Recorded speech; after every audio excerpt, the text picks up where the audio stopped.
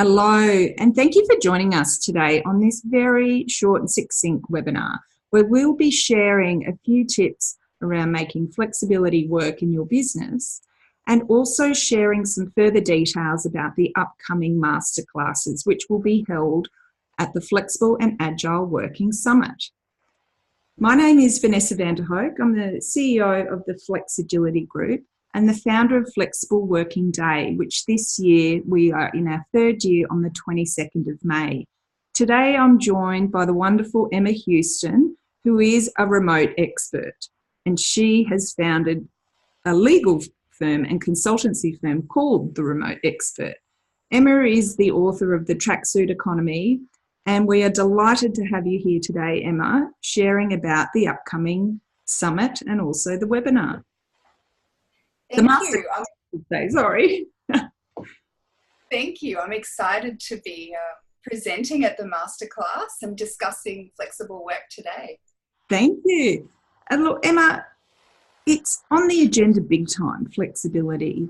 And we're finding more and more that the conversation is becoming a greater discussion around how flexibility can also benefit business. And I understand that on the 21st of May, you will be holding a masterclass at the summit. Are you able to give us a bit of an overview of why you think this is such an important time to have this conversation, what you'll be covering? Sure. So I'm going to be covering a masterclass talking about management of a distributed or remote team and looking at some practical and legal issues. More and more companies are having people work remotely, whether it's one day a week or whether it's a more sort of permanent or longer ranging arrangement as such as in a full-time remote worker. And it's important to get those foundations right. You're looking at some really specific details that need to go into an employment contract or a variation to a remote contract, different ways to onboard the person, and occupational health and safety issues around the workspace where that remote worker will be working. Because without these things in place, there could be some liability and insurance issues for the employer.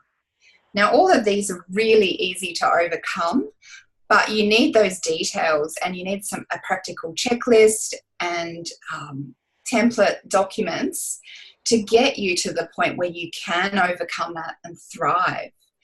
And then I'll be looking at the way to manage a remote team and how you do that with communication through things like Trello or Slack or Jira, and how the team communicates. What are the expectations? So in the team, is there going to be a remote work policy? And we'll sort of unpack all of those issues as well as some examples, some workers' compensation case examples and things you want to guard against happening. Wonderful. And I need to share that we're recording this today on a public holiday. I live in Canberra and the garbage man is just going past. I'm working flexibly myself from home. So apologies if you can hear that, but we walk the talk, don't we, Emma? Absolutely. And I'm recording this before I go and collect my son from school, even though it's not a public holiday in New South Wales. So we absolutely... We're lucky here.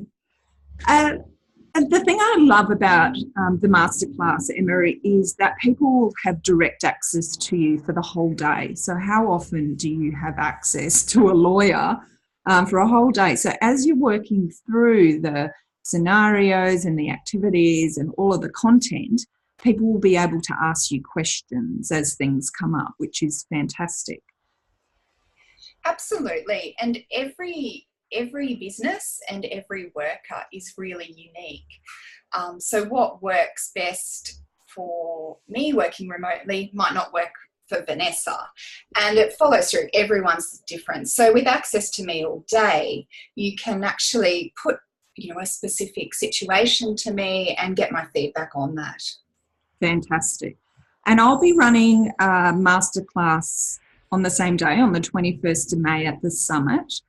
The masterclass that I'll be facilitating is more broadly around understanding the maturity level of your organisation and where you're at around flexibility, and helping you to put into place initiatives to get the process going.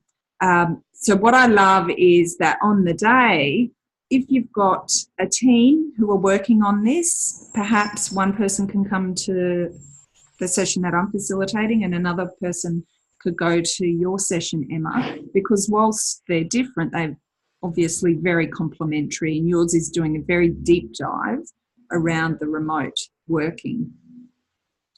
That's right. So remote working is a type of flexibility, but there are so many ways to work flexibly. And I think your session is going to be so important for organisations to see all the different ways and the law around that as well, in terms of who you have to offer that flexibility to. Yeah, we're excited, and it will be fun. We talk about the F words, and one of them is definitely flexibility and another being fun. You wrote the book, The Tracksuit Economy, which was published last year. Are you saying that there is a greater conversation and more uptake around remote working and flexibility in general? I am. And after I published it in May last year as an ebook, and it's had such good interest that I've actually got to go and pick up from the post office this afternoon the first of the paperback copies that are now available. And there really is, certainly in the legal industry. In November, I won an award for Thought Leader of the Year. Wow. At the Australian Women in Law Awards for my work in the flexible and remote workspace. So it really, you really struck a chord in the legal industry, and I think long overdue. There's maybe the legal industry works quite traditionally, whereas some other industries like tech are probably ahead of us. Yeah, and that's it, isn't it? We're all at different stages of maturity. And I think a big take-home message for people today is that's okay.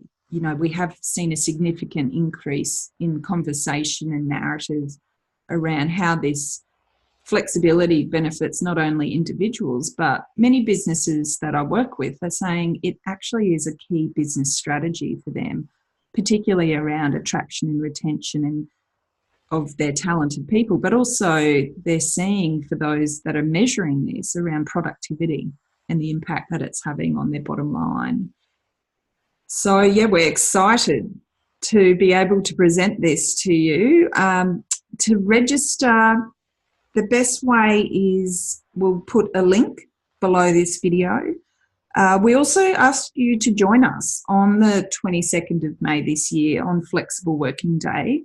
Flexible Working Day is a day where, like I said, we're in our third year, and it's about raising the conversation, both locally within your organisation, in your team, in your families, but also broadly. Last year we reached over 3 million people across 60 countries, and it was really a global conversation on social media. That's really, I suppose, where we're at, around sharing what works for you, what works for your business, and helping to normalise flexibility for everyone. Because like you said, Emma, we all access it at different times in our life for different reasons, and it's no longer seen as a benefit for just working mums. It's for everybody, which is fantastic.